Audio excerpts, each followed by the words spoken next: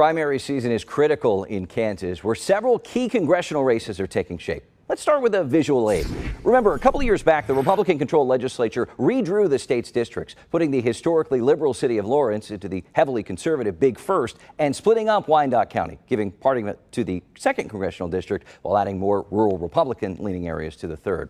Despite the changes, incumbent Congresswoman Sharice Davids handily won the 3rd again in 2022. She's running unopposed this time on the Democratic side, while Olathe businesswoman Karen Circovich and oncologist Dr. Prasanth Reddy are vying for Republican votes next month. In the Big First, incumbent Republican Congressman Tracy Mann's being challenged by Eric Bloom, who lives in Lawrence, and there's one Democrat on the ballot, Paul Buskirk, also from Lawrence. The big race to watch, though, for the primaries is in the Kansas 2nd, which includes Leavenworth and Atchison counties, along with parts of Douglas and Wyandotte counties. This thing is wide open since Republican Congressman Jake LaTurner is stepping down.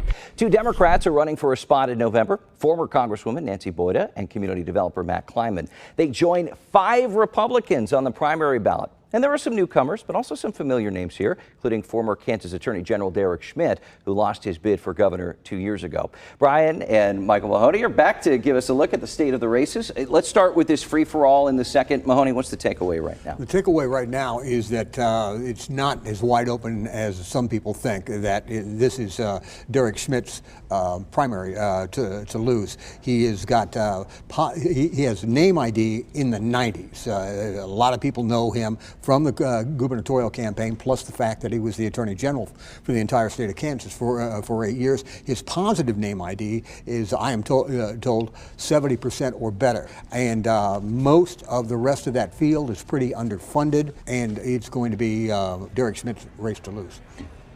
I will say that should something go wrong with Derek Schmidt's campaign, and I certainly agree with Michael, it is his race to lose, but there are a couple of other Republican candidates who might get some traction. Jeff Kars is from Wichita, is a Trump administration employee, was a regional administrator.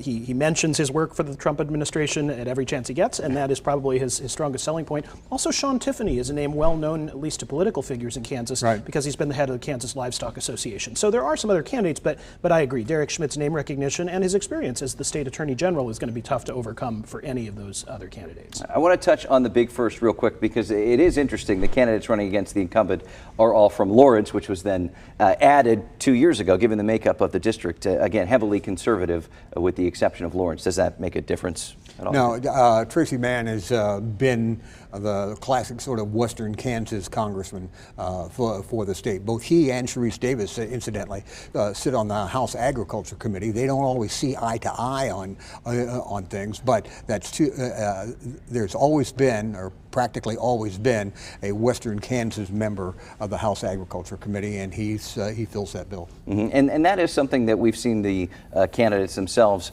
make changes to. Congresswoman Sharice Davids actually got a spot on the Ag Committee when her district changed. Which was a smart move for the Democratic leadership in Washington, recognizing that she needed to attract, in that revised 3rd district, she needed to appeal to the folks down in Paola, down in Miami County, that were newly part of the district. But in the Kansas First, I just don't think there's any reason to think that either Tracy Mann is in jeopardy in his own primary or that the Republicans are in danger of losing that seat. It covers 60 counties, 90,000 square miles. It is certainly a safe Republican seat as any seat. That's why they call it the Big First. Exactly, right. Now let's talk about the 3rd. We just mentioned it a second ago. Congresswoman Davids is now a 2-time incumbent looking for a three-peat. Republicans have lost the last 2 times, even with the map change. What do we know about these candidates, Brian? Well, I think the 2 Republican candidates, Prasanth Reddy is certainly the leading candidate, has the support of the Washington establishment. He's a physician, he's been a medical executive, seems to be in the power position.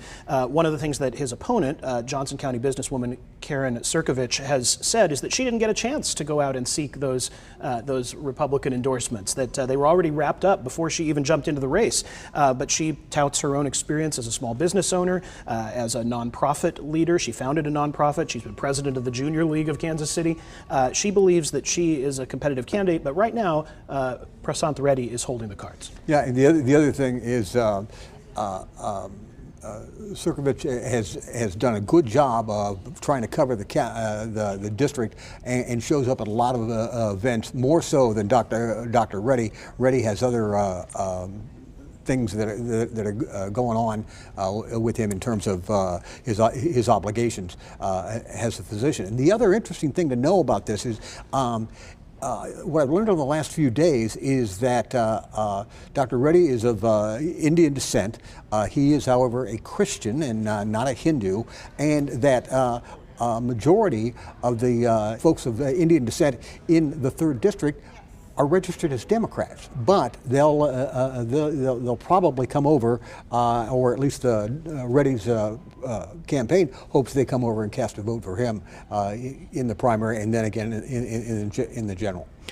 Having said that, I don't think there's much reason for Sharice Davids to be afraid at this point. She won by 10 points 2 years ago against arguably a better funded and higher name recognition opponent than Prasanth Reddy. So unless there's a real stumble in the campaign or perhaps an overwhelming blue wave, it still seems like Sharice Davids is likely to be in the driver's seat in that 3rd district race. That is a purple district, right. much to the chagrin of longtime Johnson County Republicans and Republicans in the entire state. So we'll see, but the incumbents are always favored to win. Right, and we'll be talking on the other side of the primaries too. Michael Mahoney, Brian Allison, thank you. KMBC 9 News has you covered every step of the way. We'll be talking to candidates in some of the biggest races around starting next week here on Heart of the Matter.